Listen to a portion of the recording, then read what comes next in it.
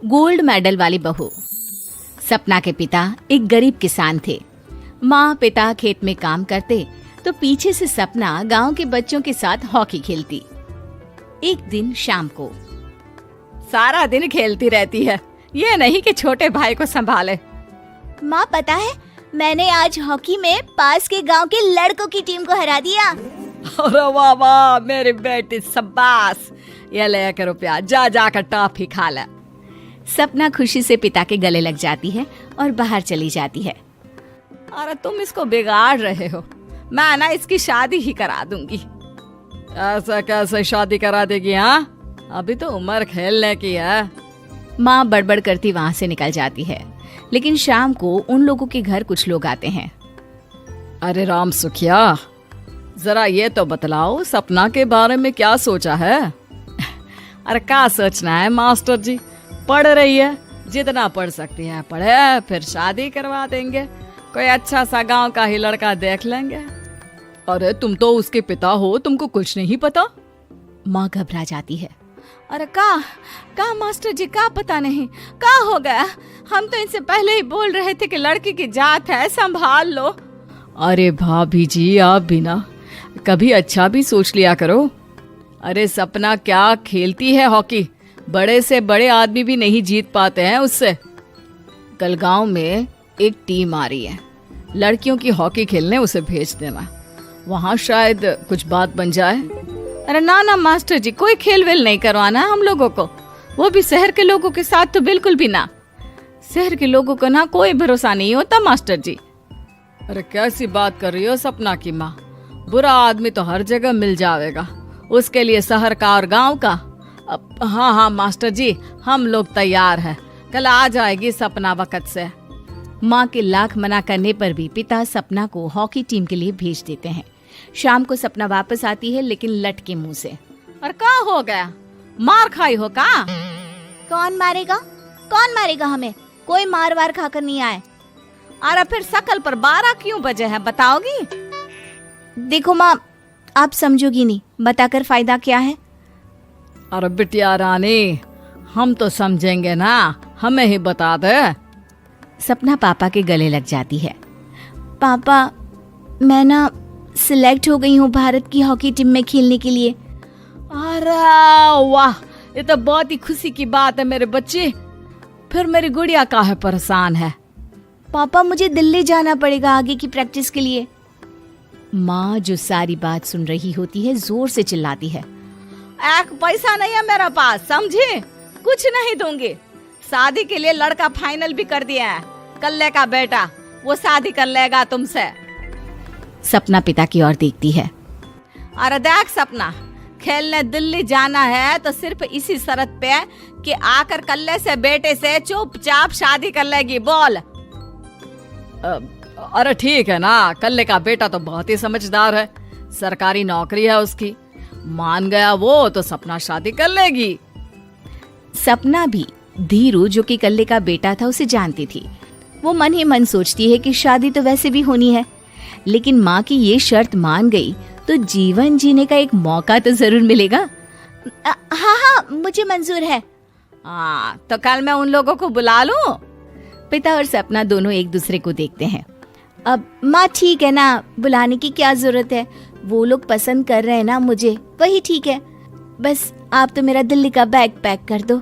सपना दिल्ली जाती है, दिल्ली टीम के लिए खेलने के लिए। सपना खूब अच्छा खेलती है और गोल्ड मेडल जीत कर आती है। जब वो गांव आती है तो उसका जोरदार स्वागत होता है। हर कोई सपना सपना चिल्ला रहा होता है। और सपना के पापा, तुम्हारी बेटी ने तो गांव का नाम रोशन कर दिया है। गांव की तरफ से तुम लोगों को गांव में पक्का मकान और सपना को परिषद में पक्की नौकरी देने के लिए हम तैयार हैं। अरे वाह वाह, पक्का मकान, ये तो बहुत अच्छी बात है, लेकिन सपना की नौकरी नहीं चाहिए हमें। हाँ, कैसी बात कर रही हो सपना की माँ?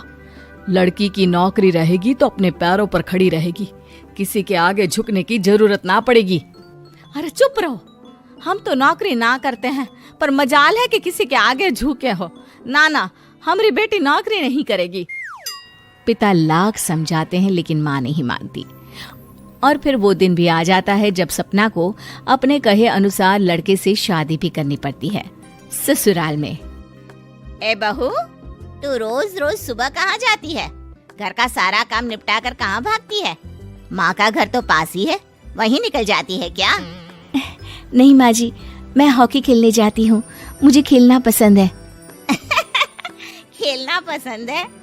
अरे कैसी बात कर रही है बहू, शादी के बाद तो कोई लड़की खेलती फैलती नहीं है, वो घर का काम काज देखती है।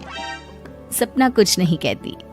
वो एक रोज कमरे में अपनी अलमारी ठीक कर रही होती है कि तब सुनो, वो जो लटक रहा है ना, क्या बोलते हैं उसे? मेडल। सपना पति की बात सुनकर खुश हो जाती है, उनके पास जाती है। मैं सोच ही रही थी कि तुमने कभी पूछा क्यों नहीं। ये मेडल है, मैंने जीता है, पता है, हॉकी में। बड़ा मैदान, बहुत से लोग, 2 टीम और फिर शुरू होता है जुनून। पता है, लगता है जैसे बस जिंदगी यही है, खेलते रहो, भागते रहो, दौड़ते रहो और लक्ष्य को पालो। सुनो ना, मैं ना भारतीय टीम के लिए खेलना चाहती हूँ। माँ, यहाँ तो आ जरा।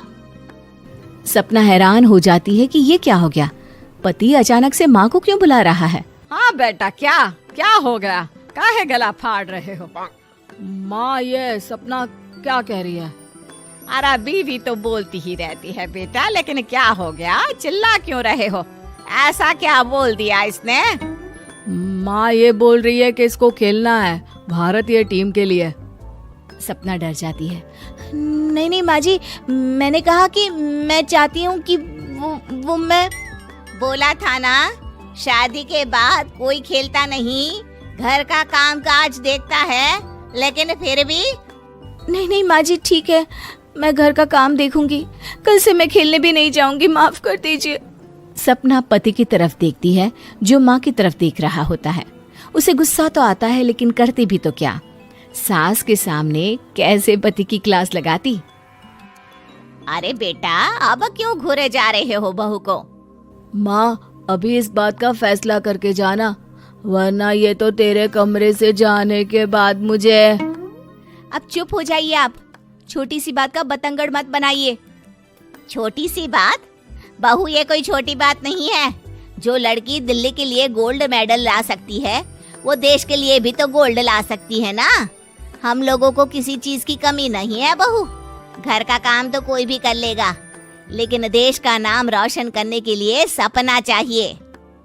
जा बहू, तेरी ट्रेनिंग का सारा इंतजाम तेरे पति ने कर दिया है, जा खेल और देश का नाम रोशन कर। सपना की आंख में आंसू आ जाते हैं। वो सोचती है कि बेटियों को मायके के साथ अगर ससुराल में भी सहयोग मिले तो ऐसा कोई काम नहीं जो वो नहीं कर सकती है।